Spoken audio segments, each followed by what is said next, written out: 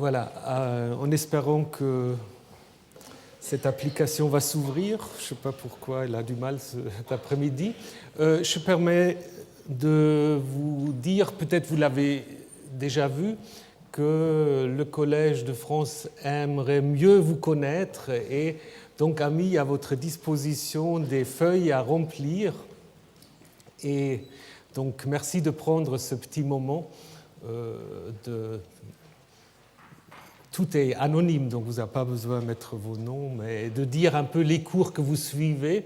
Si vous avez des suggestions ou des choses que vous trouvez vont moins bien, vous pouvez aussi évidemment l'exprimer à l'aide de ces feuilles, je crois, qui sont à l'entrée et que vous pouvez ensuite remettre en sortant. Donc voilà, si vous avez un petit moment où vous dites là c'est moins intéressant ce qu'il raconte, vous remplissez la feuille et vous la remettez ensuite. Voilà. Très bien. Je vous ai présenté les 2 dernières semaines mes 2 assistants masculins. Aujourd'hui, j'aurais voulu vous présenter Stéphanie, mais je ne la vois pas. Stéphanie? Ah voilà, Stéphanie, voilà. Merci pour la lumière. Stéphanie Antonios, donc, qui complète l'équipe, voilà, qui est tout unie là. Merci beaucoup. Voilà, alors nous allons pouvoir commencer de nous intéresser à un texte. Nous avons déjà vu la semaine dernière la traduction, un texte qui est en effet très important à la fois pour l'intelligence du cycle d'Abraham, mais qui également est aussi souvent utilisé, traité, maltraité dans des questions, je dirais, plus contemporaines, géopolitiques, sur la possession du pays, mais aussi sur la relation entre judaïsme, christianisme et islam.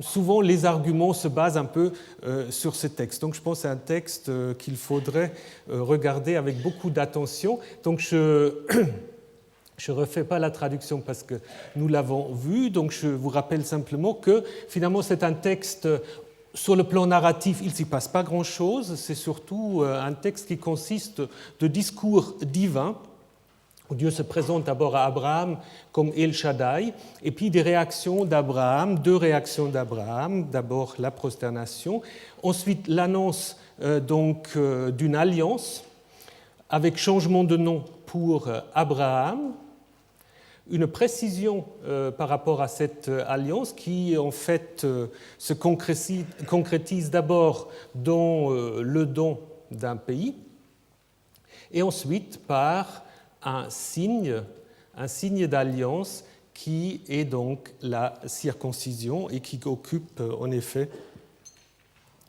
une place importante. Ce qui est intéressant dans ce texte aussi, cette alliance à la fois, elle est annoncée comme une alliance éternelle et en même temps, on prévoit des sanctions pour la personne qui aurait en fait transgressé ou rompu l'alliance.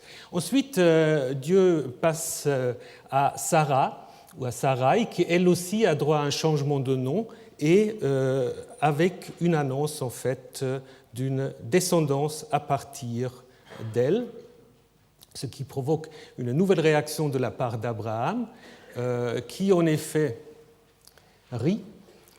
Alors on ne voit pas très bien ce que ce rire signifie, mais ça anticipe évidemment le rire de Sarah, et qui finalement dit qu'il a déjà Ismaël et que ça va très bien comme ça.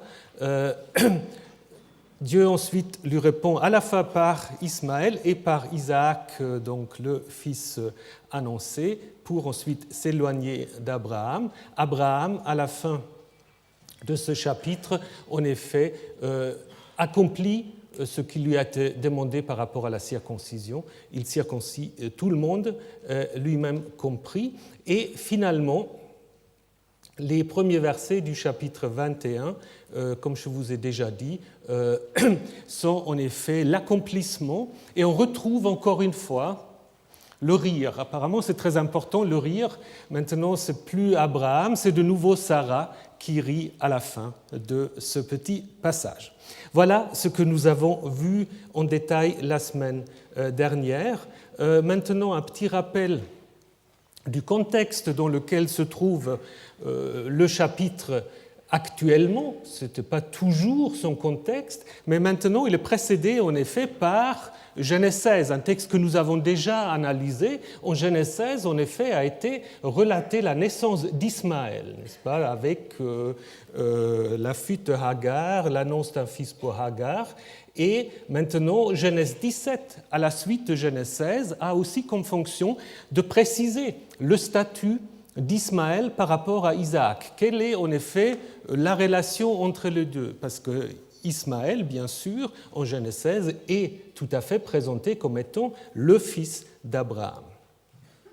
Si vous suivez donc après Genèse 17, vous arrivez à 18, c'est un texte que nous avons également déjà travaillé. Là, de nouveau, il est question d'une annonce d'un fils. Mais avec justement un changement, c'est un peu, si vous lisez les deux récits à la suite, c'est un peu étonnant, n'est-ce pas? En Genèse 17, en effet, Dieu a déjà annoncé à Abraham tout. En Genèse 18, il annonce encore une fois un fils, et en Genèse 18, c'est Sarah qui rit. Donc d'une certaine manière, maintenant, si vous lisez de manière synchronique ces chapitres, vous voyez que le rire de Sarah est en effet déjà préparé par le rire d'Abraham au chapitre 17. Et au chapitre 21, c'est justement l'accomplissement de cette ligne narrative, à la fois avec l'accomplissement de la promesse, parce que le Fils, en effet, est né, et aussi on arrive au bout avec ce thème du rire qui est repris, en effet, encore une fois. Alors, si on regarde le plan un peu en détail de notre texte, comme je vous ai déjà dit, ce n'est pas vraiment une narration.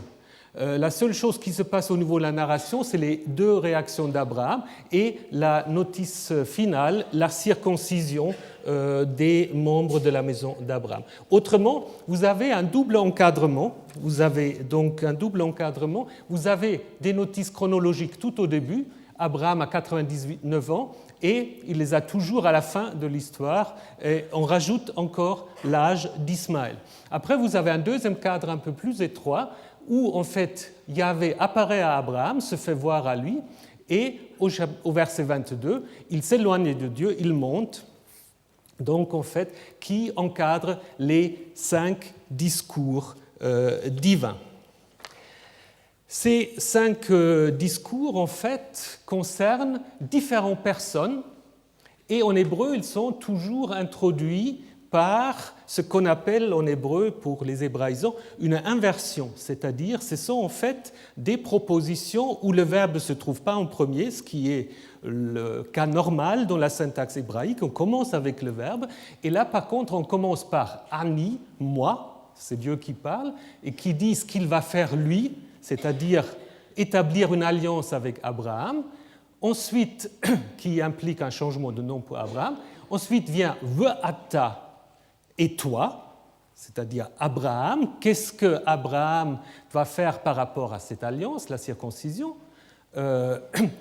Troisièmement, Sarai, maintenant on passe d'Abraham à Sarah, et finalement, ou l'Ishmaël, et en ce qui concerne Ismaël. Donc les différents discours, à part du premier qui est une sorte d'introduction générale, concernent en fait quatre personnes, si on ose dire, Dieu lui-même, Abraham, Sarah et Ismaël, dont on va en effet définir le statut par rapport à cette alliance qui va se mettre en place.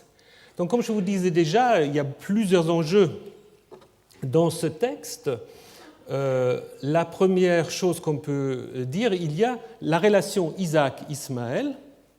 Et ça, c'est une question, en effet, qui est toujours débattue. Ismaël fait-il partie, oui ou non, de cette alliance qui est mise en place ici?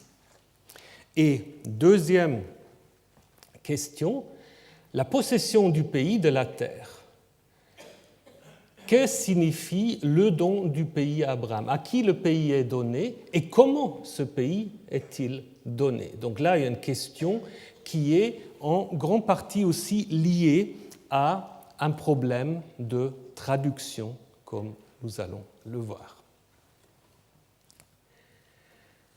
Alors, nous devons, comme d'habitude, nous poser la question, est-ce que ce texte est d'une seule main? À qui peut-on l'attribuer? Là, il n'y a pas de problème pour dire que nous sommes là, et ça c'est rare, mais je peux dire tout le monde est d'accord là-dessus, presque tout le monde, même mon collègue de Strasbourg avec lequel on n'est pas toujours d'accord, là on est tout à fait d'accord. C'est un texte sacerdotal. Donc là, nous avons en effet, si vous voulez, en quelque sorte le centre de la version sacerdotale de l'histoire d'Abraham. Nous avons déjà en fait vu le début de cette histoire sacerdotale. Ça commence en fait avec la généalogie, où on présente la famille d'Abraham. Ensuite, l'âge d'Abraham lorsqu'il se dirige de Haran vers le pays de Canaan.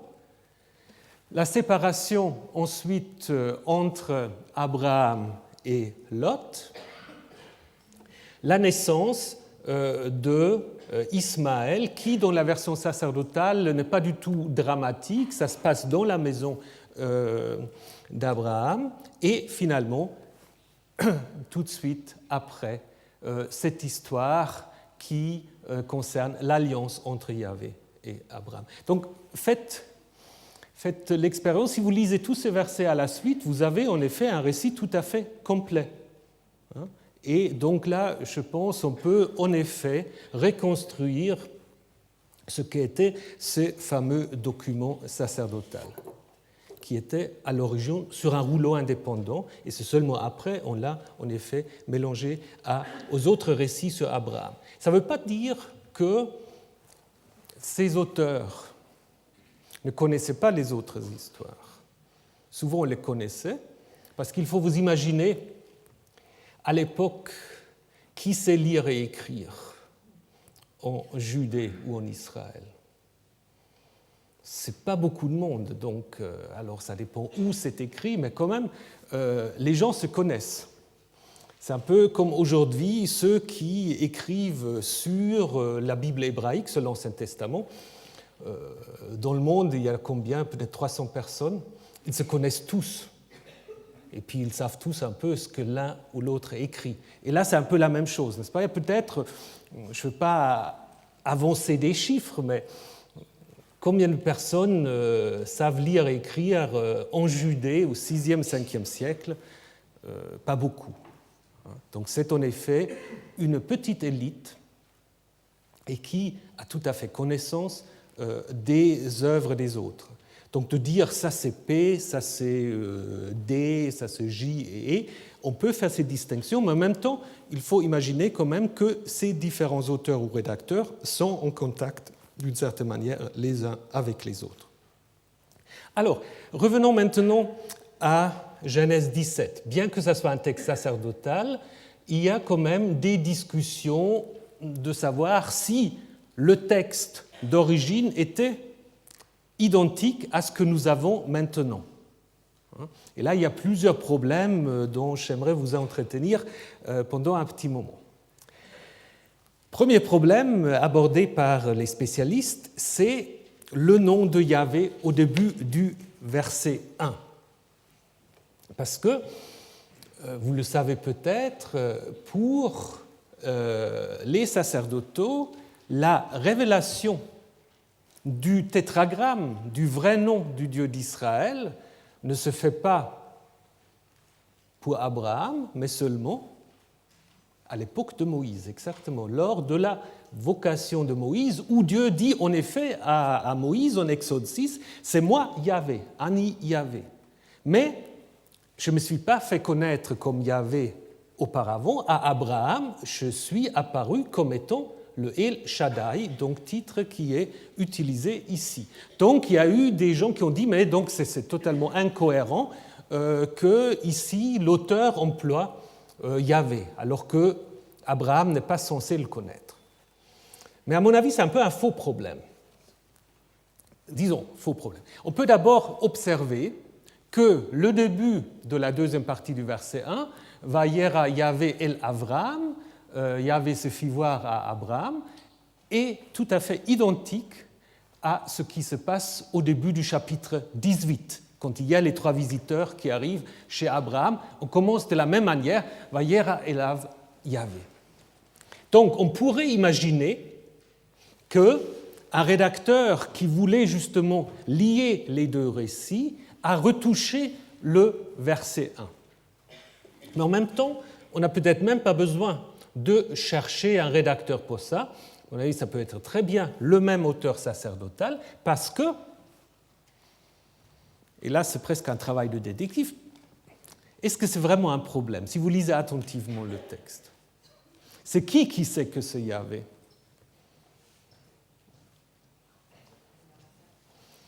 C'est le narrateur et l'auditeur ou le lecteur.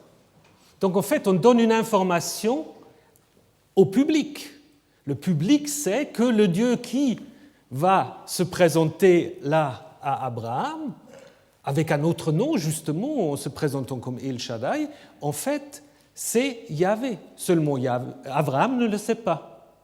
Donc du coup, il n'y a pas vraiment là, me semble-t-il, de contradiction avec l'idée sacerdotale de la révélation du tétragramme à l'époque de Moïse. Là, on donne, et ça c'est une stratégie narrative assez courante, on donne une information au lecteur ou à l'auditeur probablement que le héros du récit n'a pas. C'est une stratégie que vous retrouvez par exemple en Genèse 22. Un texte qui commence par dire « Et Dieu mit Abraham à l'épreuve ». Mais Abraham, ce n'est pas du tout que c'est une épreuve. Abraham, c'est seulement qu'il est censé sacrifier son fils. Tandis que le lecteur sait, voilà, c'est une épreuve. Donc je pense qu'on n'a pas besoin ici de se tracasser pour savoir pour imaginer d'autres rédacteurs, etc. On peut dire que c'est peut-être une sorte d'arrangement par rapport à 18, mais même à l'intérieur de Genèse 17, ce n'est pas quelque chose de gênant, je dirais presque au contraire. Un autre problème, c'est la circoncision. L'ordre de la circoncision dans les versets 9 à 14. Donc vous vous souvenez, Dieu annonce une alliance, et après on dit, voilà l'alliance que vous garderez. Alors, il y a des gens qui ont dit, mais en fait, garder l'alliance, ce n'est pas du tout le langage sacerdotal. Garder l'alliance, on trouve ça où? On trouve ça notamment dans le livre du Deutéronome, donc dans ce qu'on appelle la littérature deutéronomiste. Donc ce n'est pas vraiment une expression qui est typiquement paix. De même, l'expression rompre l'alliance, qui d'ailleurs fait un peu contradiction avec l'idée que Dieu annonce là une berit olam, une alliance perpétuelle, dont il est le seul instigateur, et là, tout d'un coup, on imagine que quelqu'un puisse rompre l'alliance. À cela s'ajoute une autre expression qu'on ne trouve jamais dans les textes paix originels, la nefesh, l'âme, la personne, sera coupée de la communauté. Nous devons encore nous interroger ce que ça veut dire, n'est-ce pas? Est-ce que c'est la peine de mort? Est-ce que c'est autre chose? J'y reviendrai. Donc tout cela, en fait, amène en fait les spécialistes, ou un certain nombre de spécialistes, d'imaginer que ces versets 9 à 14 ont été ajoutés par quelqu'un plus tard, d'autant plus que les versets 15 à 19, le changement de Sarai en Sarah, n'ont pas de lien direct avec ce qui précède, mais reprennent en fait le premier discours où il est question du changement de nom Abraham. Donc, on peut se dire, on n'a pas besoin de la circoncision. Alors, si on suit cette idée, si on enlève les versets 9 à 14, vous êtes devant un problème. Parce que si vous les enlevez, tout d'un coup, à la fin, il y a Abraham qui, tout seul, dit « Tiens, c'est marrant, je vais faire une circoncision ».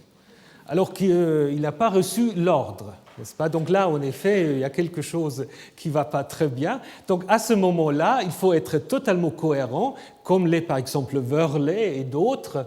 Je vais vous mettre aussi sur le site la bibliographie des articles que je cite ici. Donc lui, il dit, en effet, il faut dire que tout le texte ne contenait aucune allusion à la circoncision. Donc à l'origine, c'était simplement l'alliance qui était annoncée et la naissance d'Isaac sans aucune réaction de la part d'Abraham.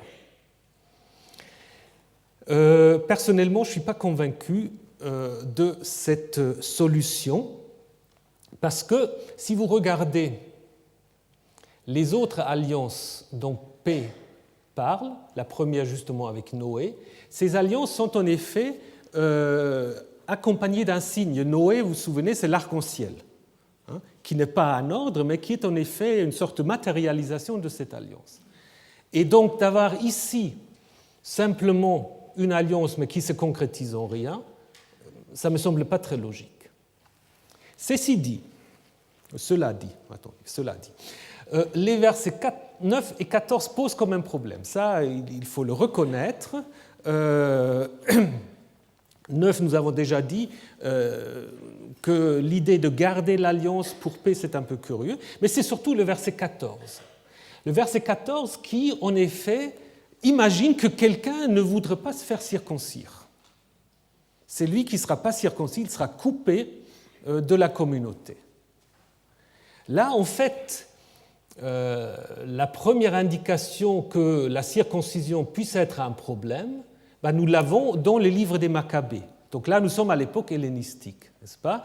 Dans le livre des Maccabées, on lit en effet que la haute société de Jérusalem trouve que c'est plus très chic d'être circoncis, et puis on se refait des prépuces comme on peut, et ça pose en effet un problème d'identité qui est donc traité, et qui est une des raisons données par l'auteur des Maccabées pour ensuite cette guerre de résistance contre les Grecs et les Romains. Donc ça, je pense en effet qu'on pourrait imaginer que ces versets 9 et 14 ont été ajoutés après coup, parce qu'ils font en fait de la circoncision une sorte de devoir qu'on pourrait refuser, donc une idée qui, à mon avis, est absente au début. De même, on peut aussi se poser la question de cette précision, c'est lui qui est né dans la maison ou c'est lui acquis avec de l'argent de n'importe quel étranger. C'est aussi quelque chose d'un peu curieux qui présuppose peut-être déjà une sorte d'idée de prosélytisme, donc des gens d'ailleurs qu'on a chez soi-même et qui veulent appartenir au peuple élu. On a en fait un exemple pour ça dans le livre de l'Exode, pour la Pâque. C'est un texte où tout le monde dit c'est un texte très tardif. Aucun étranger n'en mangera. Tu circonciras ton esclave, acheté à prix d'argent, alors il en mangera. Donc si l'esclave est circoncis, il peut en manger. Donc ça présuppose évidemment une situation où les destinataires sont plutôt des gens aisés, qui ont des esclaves, qui ont une maisonnée importante, et donc pose la question de l'intégration de ces esclaves. L'expression miknat kesef, donc au prix d'argent, on le trouve seulement en Genèse 17 et dans ce texte d'Exode 12. Donc apparemment, ces deux textes quand même vont ensemble. Et on peut encore se poser la question si cette précision que l'esclave est acheté de l'étranger, si ce n'est pas une précision qui devient nécessaire après que Lévitique 25 interdit en effet qu'on puisse acheter un esclave hébreu. Lévitique 25, un texte qui, au moins sacerdotal, mais peut-être même encore plus tardif, admet qu'on a des étrangers comme esclaves, mais pas des gens du propre peuple. Donc cette précision, achetée chez l'étranger, c'est peut-être en effet déjà cette volonté de mettre en parallèle la prescription de Genèse 17 et Lévitique 25. Et finalement encore le verset 21 Donc, la répétition de l'alliance avec Isaac, c'est en effet un doublé du verset 19, parce que là déjà on avait annoncé une alliance avec Isaac, et puis la réaction d'Abraham au verset 23 reprend directement ce qui était dit avant. Donc je vous ai mis en rouge ce verset. Si vous faites l'exercice, vous sautez du verset 20 au verset 22-23, ça va beaucoup mieux. Donc on pourrait en effet imaginer que ce verset 21 a peut-être été ajouté au moment où Genèse 17 a été combiné avec Genèse 18, parce qu'on trouve en Genèse 21 cette expression « à cette époque, l'année prochaine ». Et si vous vous souvenez, ceux qui ont suivi le cours sur Genèse 18, on avait cette expression très très curieuse, on ne savait pas très bien comment la traduire, donc « et traya » au temps de la vie, n'est-ce pas? Est-ce que, justement, quelqu'un ne voulait pas déjà dire, en fait, ça veut dire l'année prochaine. Donc, on peut, avec tout ça, reconstruire, là, je dirais, avec une certaine facilité, le récit originel de P, qui ne comporte pas encore l'idée qu'on puisse sortir de cette circoncision et qui ne comporte pas encore cette idée que des esclaves de partout peuvent se faire circoncire. Voilà. C'est le texte tel que les auteurs sacerdotaux l'ont d'abord conçu. Maintenant, ce texte joue un rôle très important dans le système sacerdotal. Je vous ai déjà parlé de la première alliance avec Noé, qui, selon la version sacerdotale, concerne toute l'humanité et qui, en fait, s'accompagne d'un signe, à savoir l'arc-en-ciel. C'est pas l'arc-en-ciel qui devient le signe que Dieu ne recommence plus jamais ce déluge. Alors l'arc-en-ciel qui, en effet, rappelle l'iconographie proche-orientale où on voit le Dieu guerrier avec son arc tendu, et cet arc est mis dans le ciel, soit pour dire que Dieu se refuse maintenant à toute activité guerrière, ou plutôt, et ça me semble plus logique, qu'il menace en fait les forces du chaos qui eux-mêmes menacent la création. Donc, premier pilier. Deuxième pilier, justement, Genèse 17, l'alliance avec Abraham qui devient Avraham et qui concerne non plus toute l'humanité, qui concerne la descendance, la zera, la descendance du patriarche, dont le signe est la circoncision. Donc c'est une alliance qui ne concerne pas seulement Isaac, Jacob, Israël, ça concerne toute la descendance d'Abraham. Et finalement, là il n'est pas question directement d'alliance, mais la révélation à Moïse en Exode 6, et là seulement nous sommes, si vous voulez, à ce qui fait la spécificité d'Israël, à savoir la connaissance du vrai nom de Dieu, avec comme signe tout ce qui va se construire à la fin déjà de l'Exode et dans le livre du Lévitique, le culte, le vrai culte sacrificiel, dont Israël est le seul à pouvoir l'offrir à Yahvé. C'est ça la spécificité, ce n'est pas la possession du pays, ce n'est pas d'autres promesses, c'est ce culte que Israël offre à Yahvé. Donc on peut en effet dire que P a une idée de trois cercles qui, les trois, en fait, se caractérisent par l'emploi de différents noms divins. Lorsque P parle des récits de création qui concernent l'ensemble de l'humanité, il utilise le mot Elohim, Dieu, avec justement cette particularité que c'est un mot qui peut à la fois se comprendre comme un singulier ou comme un pluriel, donc un mot très ouvert, Elohim, le Dieu qui incorpore les dieux, donc c'est une sorte de monothéisme inclusif. Ensuite, pour Abraham, nous allons y arriver tout de suite, El Shaddai qui est le nom sous lequel Yahvé se révèle aux descendants d'Abraham, mais qui sont justement plus larges que Israël.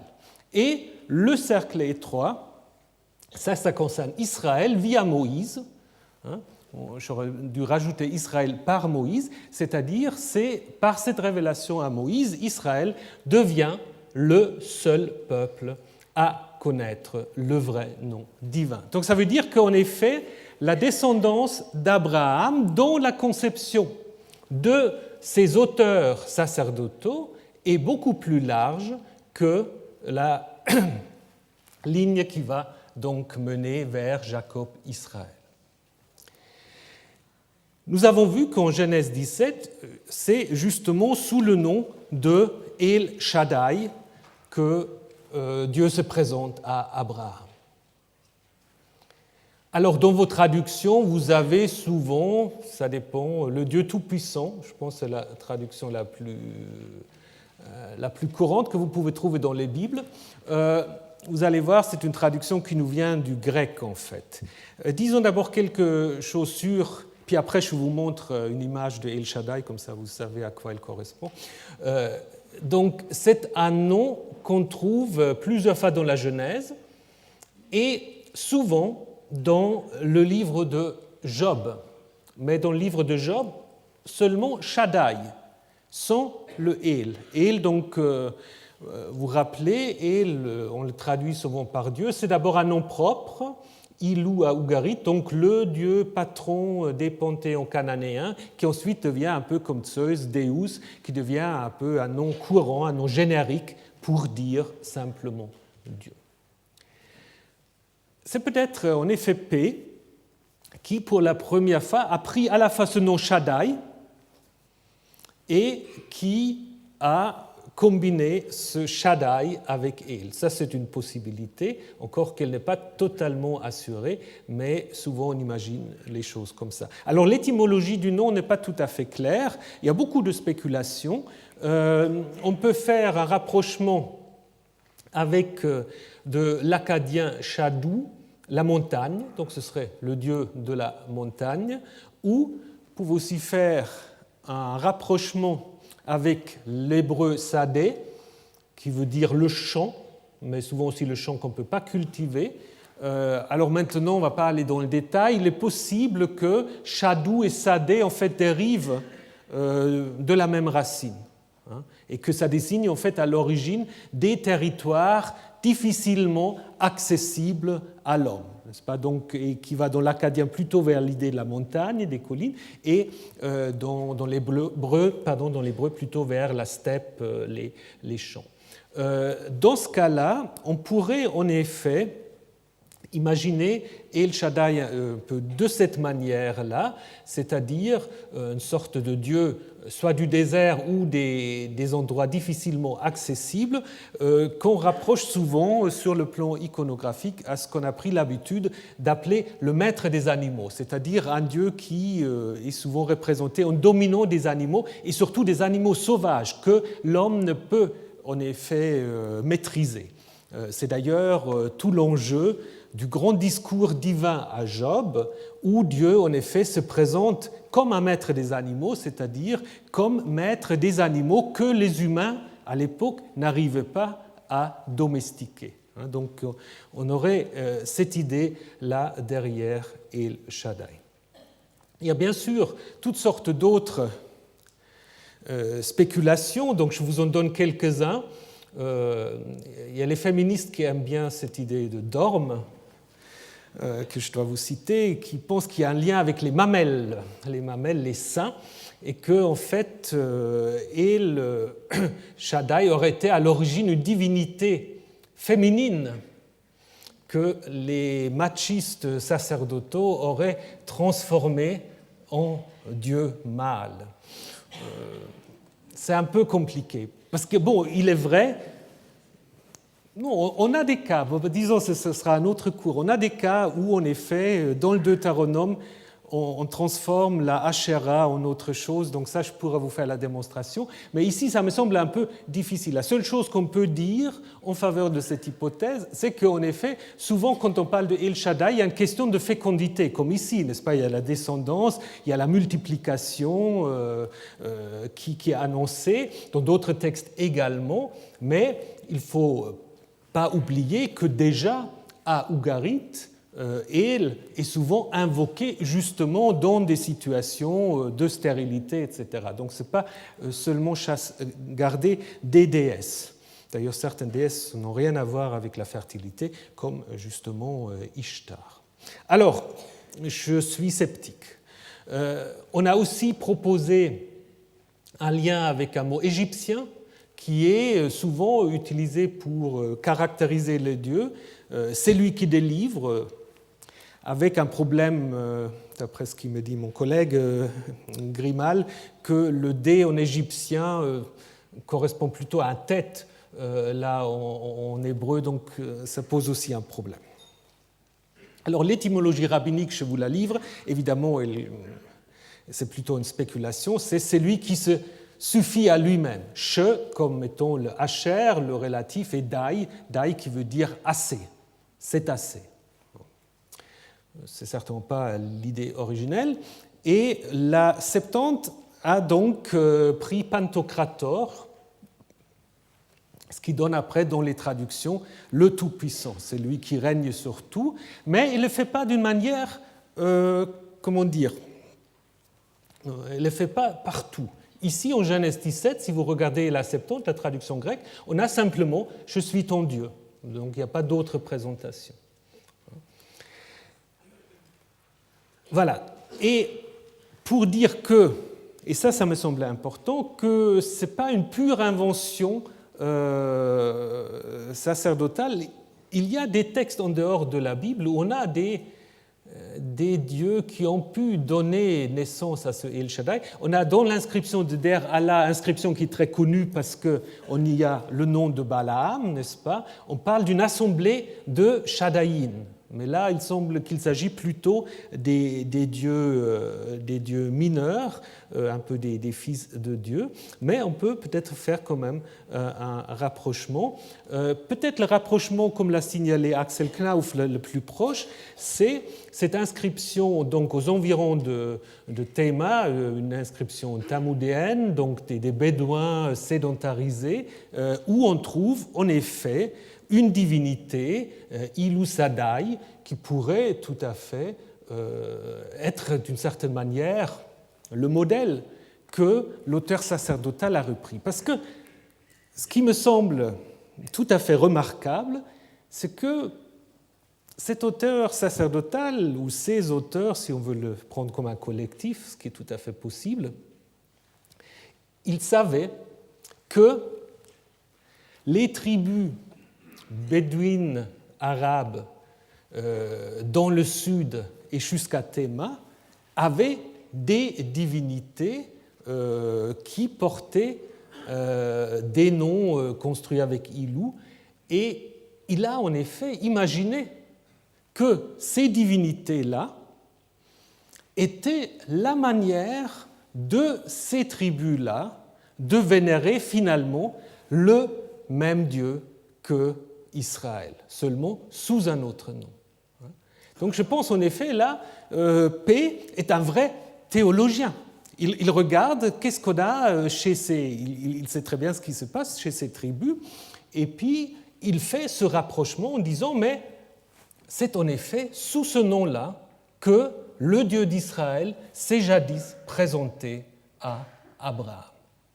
Donc je trouve que c'est un bel effort théologique de montrer en fait le lien entre les descendants de la ligne Isaac, Jacob, Israël et les autres descendants d'Abraham. Donc c'est en effet cette vision, comme l'ont souligné plusieurs auteurs, cette vision très inclusive de l'auteur sacerdotal. Revenons maintenant au texte, au verset 1, où en effet on peut observer après la présentation de Yahvé comme étant le El Shaddai, cette première parole adressée à Abraham, « Marche devant ma face et sois intègre ». Alors, « marche devant ma face », c'est en effet une manière de décrire le culte d'une divinité. Peut-être l'origine de l'expression fait penser à des processions où on marchait devant peut-être une image de la divinité qui était portée. Ici, ce peut-être plus tellement ce sens-là. L'idée est en effet celle d'un comportement adéquat à la volonté de la divinité. Sois intègre, ça c'est en effet, ou entier, ça c'est un terme très fréquent dans la législation sacerdotale, dans le Lévitique, vous le trouvez constamment, pour désigner les sacrifices licites, les sacrifices acceptables. Ce sont des sacrifices tamim, donc des sacrifices intègres. On trouve la même expression en fait déjà pour Noé. Donc il y a une certaine mise en parallèle entre Abraham et Noé. De Noé, l'auteur sacerdotal va dire la même chose. Abraham, c'est un ordre qui lui est donné. Pour Noé, on constate, c'est un homme qui était juste et intègre, et devant Dieu, Noé marchait. Maintenant, si vous comparez les deux versets, vous pouvez remarquer une petite différence qui n'est peut-être pas totalement innocent. Donc, j'ai oublié de vous dire que tamim, à l'origine, si on suit Weinfeld, signifie en effet peut-être la loyauté d'abord du roi vis-à-vis de sa divinité tutélaire, ce qui ira très bien ici. Mais si on revient maintenant à la comparaison entre Genèse 17 et Genèse 6-9, vous voyez une petite différence qui n'est peut-être pas totalement par hasard. La différence, c'est que de Noé, on dit simplement « devant Dieu, il marche », et d'Abraham, on dit « devant la face de Dieu ». Donc c'est elle, c'est et à Elohim pour Noé, et l'ifné devant la face pour Abraham. Alors est-ce que ça indique déjà qu'on est à un autre niveau, à un autre cercle, devant la face? Nous allons le retrouver dans notre récit. C'est en effet une expression qui peut avoir une connotation cultuelle, n'est-ce pas? Servir quelqu'un, être devant la face, si c'est à l'origine peut-être même la statue de la divinité. Après cette première parole à Abraham, qui s'appelle encore Avram, Dieu introduit ce qu'on a pris l'habitude de traduire par alliance. Donc je ne vais plus me battre contre cette traduction parce qu'elle est tellement entrée dans les mœurs. Je reste toujours un peu dubitatif si c'est la meilleure traduction qu'on peut faire. Il y a eu dans les années 70-80 des grandes discussions pour savoir comment faut-il traduire ce terme de Berit. Ça n'a pas donné vraiment des résultats très convaincant. Il y a d'abord un problème d'étymologie. Le seul problème avec le terme d'alliance, c'est que très souvent, quand on parle d'alliance, on imagine que vous avez deux partenaires qui sont un peu égaux, qui se mettent autour d'une table, qui négocient et qui finalement se mettent d'accord sur un certain nombre de choses. Et ce n'est pas comme ça que ça fonctionne dans la Bible quand il y a la divinité qui est impliquée. Quand c'est Jacob et Laban, à la limite, on peut dire oui. Mais quand c'est Dieu qui est à l'origine de la Berit, c'est plutôt une sorte de traité, comme le traité des vassalités que les rois assyriens imposaient à leurs vassaux. Donc il n'y a pas deux partenaires égaux. L'autre partenaire, entre guillemets, il peut simplement accepter ou pas accepter l'alliance, mais il ne peut pas poser des conditions. Donc voilà, continuons à parler d'alliance. Si quelqu'un a un mot qui s'impose, je serais heureux de le savoir. Dans certains cas, je pense en effet traité est plus adéquat. Alors, la question de l'étymologie, elle est discutée, vous pouvez regarder les dictionnaires bibliques, et toutes sortes de propositions qui ont été faites. Alors, on n'a pas voulu faire un lien avec une racine hébraïque bara, betreché, qui signifie manger, avec l'idée qu'à la fin du repas, à la fin de l'alliance, de la cérémonie d'alliance, il y a un repas qui conclut en fait la cérémonie. ce n'est pas le cas dans beaucoup de textes, et le mot hébreu est un mot plutôt rare, et quand on regarde les textes plutôt en lien avec la nourriture pour les malades ou les endeuillés, donc ce n'est pas vraiment quelque chose de très convaincant. Donc je pense qu'il faut plutôt en effet regarder du côté acadien. Vous pouvez interroger tout à l'heure M. Durand. Probablement, il y a un lien avec biritu. Biritu qui peut être à la fois une préposition entre ou peut-être aussi un substantif signifiant le lien ou la chaîne, donc une sorte d'obligation de l'alliance. D'ailleurs, en Ézéchiel 20, on parle même du lien de la bérite, du lien de l'alliance. Donc, je pense que c'est peut-être l'étymologie la plus convaincante pour le moment. Au niveau du sens, en fait, il y a un terme en akkadien qui s'applique fort bien à ce que c'est une bérite en hébreu. C'est ce qu'on trouve chez les Assyriens sous le terme de hadé, c'est-à-dire une sorte de traité ou de serment. C'est ça, tous ces serments de loyauté que le roi prenne en fait auprès des vassaux.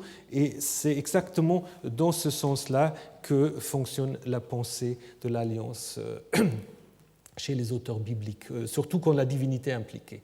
Alors, pour P, les verbes qui sont utilisés, et là il y a une distinction très intéressante qu'on peut observer. Dans les textes sacerdotaux, les verbes pour dire l'établissement de cette bérite sont soit koum, à la forme causative, donc établir, mettre en place, ou simplement natan, donner.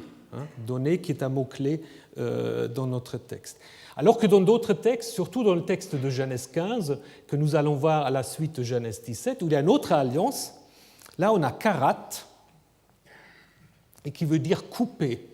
Donc c'est un peu curieux d'abord en français, couper une alliance, mais ça fait en effet allusion à un rituel que nous allons voir en détail quand nous arrivons à Genèse 15. Donc, cette annonce de l'alliance, qui d'abord annonçait seulement pour Abraham, provoque une réaction de la part d'Abraham, une réaction bien connue à la fois par l'iconographie et par le texte. Il se prosterne face contre terre, donc c'est une prosternation totale, que vous avez ici deux exemples. Un exemple très connu, c'est apparemment le roi d'Israël, Yéhou, qui s'incline devant le roi d'Assyrie.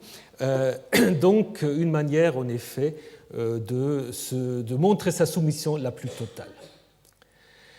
Ce qui est intéressant, en fait, c'est que si vous prenez des textes comme Lévitique 9 ou Ézéchiel 2 et d'autres encore, la prosternation, en fait, quand il y a une divinité qui est en jeu, la prosternation, elle s'est faite tout de suite après la théophanie. Dès que la divinité arrive, les hommes ou l'homme en question se prosternent. Ici, c'est un peu différent. Ici, Dieu doit d'abord se présenter. Donc, c'est comme si Abraham ne savait pas, en fait, à qui il a affaire. Il faut seulement d'abord que Dieu dise « Je suis El Shaddai et je vais faire une alliance avec toi ». Et c'est seulement à ce moment-là que Abraham se prosterne. Donc, peut-être en effet, P considère qu'à ce moment-là, Abraham il est encore un peu polythéiste d'une certaine manière, c'est-à-dire il n'a pas encore la vraie révélation. Il doit d'abord entendre le nom divin pour qu'il puisse se prosterner, puisque la vraie révélation, ce sera pour Moïse. Alors, cette alliance que Dieu reprend dans le deuxième discours divin et qui est introduit par Ani, moi, donc Dieu, va déboucher sur le changement de nom d'Abraham. En même temps, cette alliance, s'accompagne aussi par, vous avez presque une sorte d'index de tous les termes possibles, imaginables en hébreu pour exprimer la multiplication, la fécondité. Il y a de tout. Donc vraiment, vous avez rendre nombreux, rendre extrêmement fécond, père d'une multitude de nations qui va en effet donner le nom à Abraham, les nations et les rois qui vont sortir d'Abraham et de Sarah, des princes et la grande nation. Donc il y a vraiment, si vous voulez, abondance de toutes sortes d'expressions pour montrer qu'à la fin de ce chapitre, Abraham est devenu un vrai ancêtre.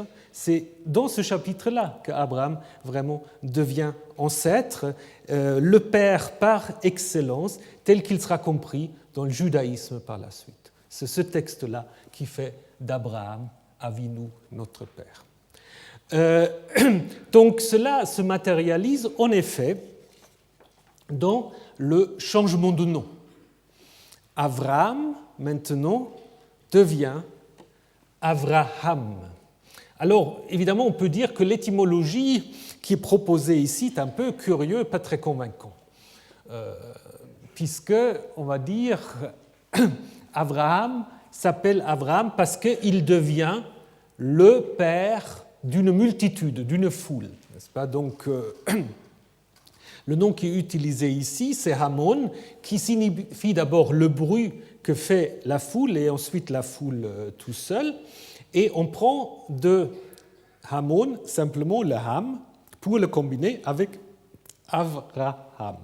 Avrahamon devient Avraham, avec aussi, je vous le dis pour les hébraïsants, un petit problème que l'état construit, du coup, n'est pas Avi, comme c'est normalement le cas, mais Av, parce qu'autrement, ça devient encore plus compliqué. Donc, il vaut mieux changer un tout petit peu les choses.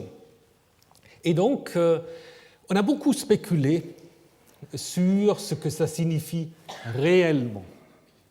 Mais je ne sais pas si vraiment on doit faire ça. Alors, on peut dire que probablement, Avraham, alors la distinction en effet qu'on peut faire d'abord, c'est que Avram, c'est un mot, un nom qui est attesté un peu partout dans le Proche-Orient ancien depuis le 3e millénaire. 2e surtout, 1er également. Tandis que Avraham, vous n'avez pas des vrais parallèles. On essaye parfois avec ceci ou cela, mais il n'y a pas de vrais parallèles. Donc, on peut se poser la question, en effet, si ce n'est pas simplement une variante dialectale, comme on le dit souvent, sous influence araméenne, parce qu'on observe par exemple que le verbe roots, courir, devient en araméen rahath, parce que le tête, bon, enfin, on ne va pas aller dans le détail, le tête se constitue de tzadé, mais c'est surtout le vav peut devenir un he. Hein, donc un roum pourrait devenir un raham. Alors les linguistes trouvent d'autres exemples. Il y a ceux qui disent en allemand, par exemple, si vous avez un très long A, ça peut devenir aha. Donc tout d'un coup, il y a un he qui un H qui se met entre les deux. Tout est possible. Mais je pense, en fait, ce qui me semble plus intéressant, c'est d'imaginer en fait que l'auteur sacerdotal, qu'est-ce qu'il voulait faire ? Il voulait distinguer son Avram de tous les autres Avraham. De tous les autres Avram. Donc, du coup, il va transformer simplement Avram en Avraham, pour dire en effet, là, il y a quelque chose en plus qui va faire de ce Avram-là quelqu'un de tout à fait distinct de tous les autres noms qu'on connaît. Alors, les rabbins, ensuite, ont dit, puisque après on enlève quelque chose de sa chair, on rajoute quelque chose à son nom, c'est joli, c'est peut-être pas tout à fait encore l'idée qu'avait l'auteur sacerdotal ici. Par contre, ce qui est intéressant et qu'on peut rappeler, c'est les parallèles avec l'idéologie royale. Hein ? Vous savez, surtout en Égypte, mais pas seulement en Égypte, quand un roi devient roi, accède au trône, souvent il change de nom. Ou des papes. Aujourd'hui, les papes, c'est pareil, n'est-ce pas ? Donc chaque pape doit se trouver un nom pour montrer qu'il est devenu pape. Et puis les noms, évidemment, sont aussi toujours un peu des programmes. On a quelques exemples dans la Bible.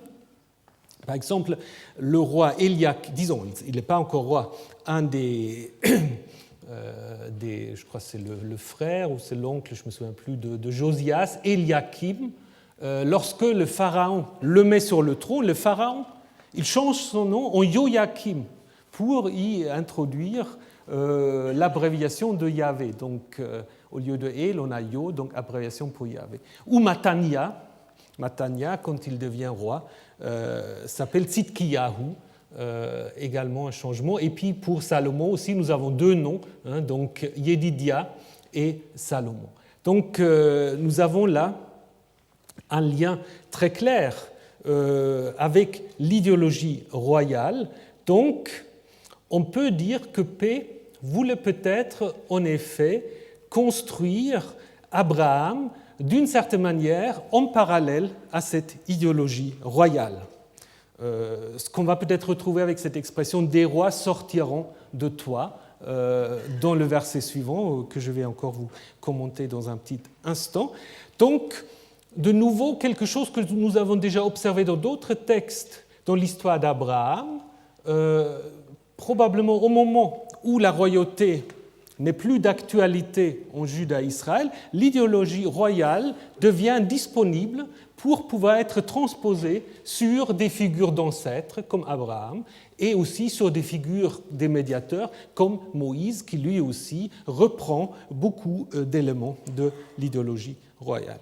Et donc ça continue en effet avec cette annonce qui est faite à Abraham et qui sera aussi d'une certaine manière faite à Sarah, « des rois sortiront de toi. » Des rois sortiront de toi.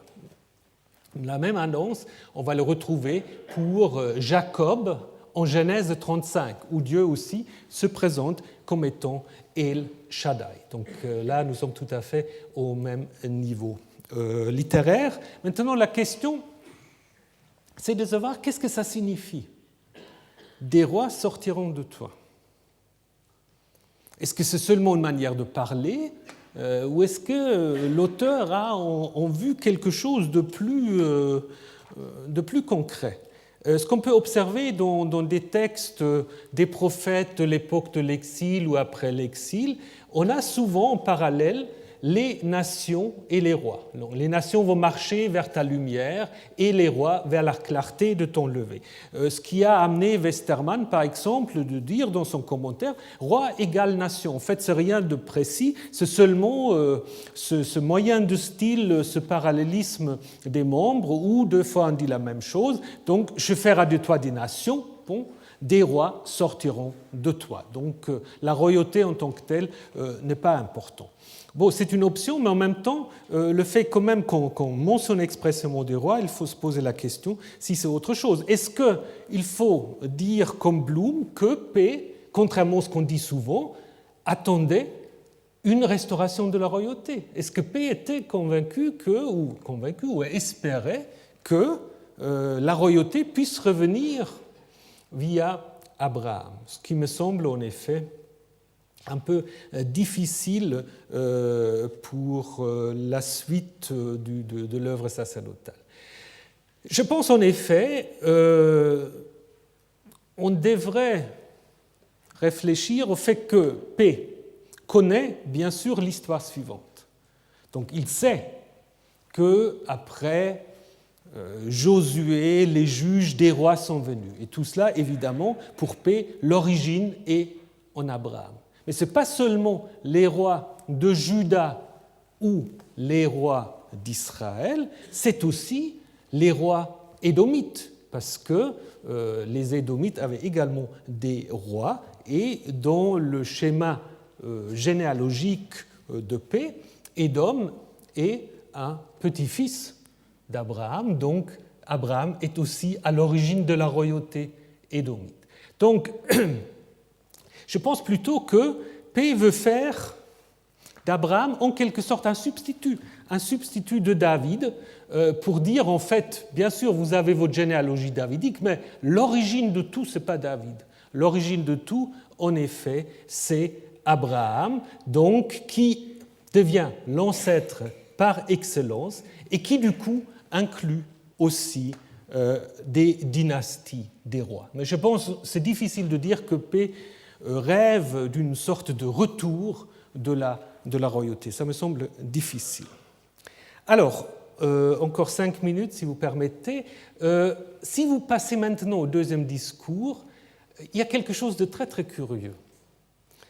On reparle de l'alliance, mais maintenant on parle de l'alliance entre Abraham et sa descendance. D'abord, on avait parlé de l'alliance entre Abraham et Dieu simplement, et maintenant, à partir du verset 7, en fait, ça va être entre moi, toi et ta descendance. Après, on va parler de l'alliance avec Isaac au verset 19, et puis au verset 20, on va parler non pas de l'alliance, mais de ce que Dieu va faire pour Ismaël. Alors, il y a des gens qui se sont penchés avec raison sur les différents verbes et différentes expressions qui sont utilisées dans ces 4 cas. Et qu'est-ce qu'on peut en effet observer ? On peut observer en effet ce qui est dit pour Abraham et sa descendance ici, établir une alliance perpétuelle, une berit olam. On le retrouve exactement pour Isaac, établir alliance perpétuelle. Alors, ce qui est dit pour Abraham, donner, multiplier, être fécond, on le retrouve dans le verset 20, ce qui est dit sur Ismaël, multiplier, être fécond, donner. La père d'une multitude, là, une grande nation. Alors, à partir de cela, certains ont dit c'est en effet une stratégie pour exclure Ismaël de l'alliance. En disant, voyez, les parallèles de l'alliance qui est faite entre Abraham et sa descendance en 17-19, ils se retrouvent seulement pour Isaac. Donc du coup, Ismaël est out. Il ne fait pas partie de cette descendance. Donc ça, c'est une théorie qu'on peut lire récemment encore chez Worley, un article très intéressant, mais pas tout à fait convaincant, me semble-t-il. Donc il faut se poser la question. La première question qu'il faut se poser, où notre texte dit que Ismaël ne fait pas partie de la descendance d'Abraham. Ce n'est pas dit. Donc si on a ici Abraham et sa descendance, ben, ça inclut forcément Ismaël. Mais pourquoi alors ici au verset 20, Ismaël est mis en parallèle avec Abraham tout seul au début?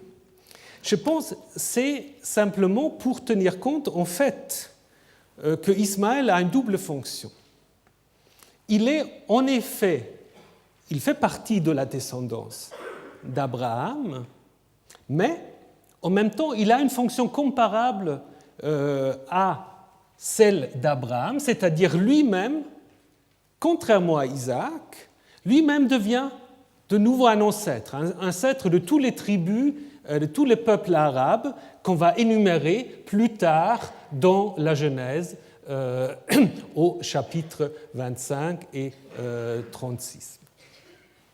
Donc à ce moment-là, je pense que la distinction, elle se fait plutôt de cette manière-là. Donc Ismaël, en effet, n'a pas le même rôle que Isaac, mais ça ne veut pas dire pour autant qu'il ne fait pas partie de la descendance d'Abraham. Et nous allons voir ça dans la suite, puisque la semaine prochaine, nous devons parler encore de cette possession de la terre et surtout de la circoncision. La circoncision qui est évidemment un moment central dans notre texte, et vous allez voir que Ismaël participe tout à fait à ce rituel de la circoncision. Alors, ensuite, si vous voulez déjà vous préparer, nous allons comparer ce texte à celui de Genèse 15. La semaine prochaine, vous aurez la traduction de Genèse 15, mais vous pouvez bien sûr aussi déjà consulter vos Bibles qui n'ont pas tout faux, donc vous avez là aussi des traductions. Je vous souhaite une bonne semaine et je vous dis à jeudi prochain.